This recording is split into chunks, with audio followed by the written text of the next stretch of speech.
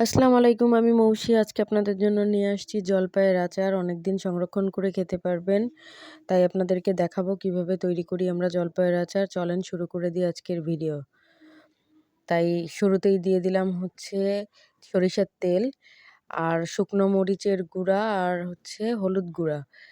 আমি হচ্ছে ২ কেজি পরিমাণ জলপাই আচার বানাবো। তো ওই অনুযায়ী আমি ২ কাপ তেল দিয়ে দিলাম। এবার দিয়ে দিচ্ছি হচ্ছে ৫ ফোড়ন। দিয়ে এটাকে হালকা হচ্ছে ভেজে নেব। তারপরে এটা হচ্ছে পেঁয়াজ বাটা, মরিচ একসাথে দিয়ে পেঁয়াজ বেটে নিয়েছি। আর হচ্ছে মৌরি দিয়ে ৫ ফোড়ন একটু বেটে নিয়েছি আর আদা রসুন বাটা। ওইটা দিয়ে খুব ভালোভাবে মেখে নেব। ভাজা করে নেব। এবার দিয়ে দিচ্ছি একটু চিনি। এই যে এরপর দিয়ে দেবো শুকনো মরিচ। আপনারা পানি ইউজ করবেন না, পানির বদলে হচ্ছে আপনারা ভিনেগার ইউজ করবেন। কারণ ভিনেগার দিয়ে আচারটা তৈরি করলে অনেক দিন থাকে। আর এখন দিয়ে দিচ্ছি হচ্ছে সরিষা বাটা, হলুদ সরিষা বাটা। কারণ হলুদ সরিষাটা একটু তিতা কম লাগে, যার কারণে হলুদ সরিষাটা দিয়ে দিচ্ছি। এখন আস্ত রসুনের কোয়াও দেবো কিছু। আস্ত রসুনের কোয়া দিয়ে এটাকে খুব ভালোভাবে ভেজে নিতে হবে মশলাটাকে।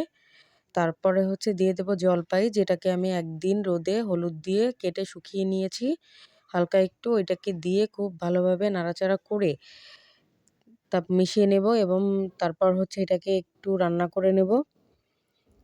এটা অনেক দিন আপনারা রেখে খেতে পারবেন সংরক্ষণ করে।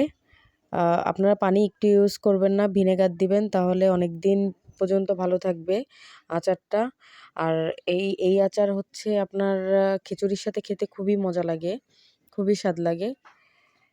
তাই আপনাদের সাথে আজকে শেয়ার করা। আমাদের বাসায় থাকে প্রায় সময়, তো আপনাদেরকে আজকে দেখালাম একটু। ভিডিওটা শর্ট করেই বানানো, শুধু রান্নার ভিডিও।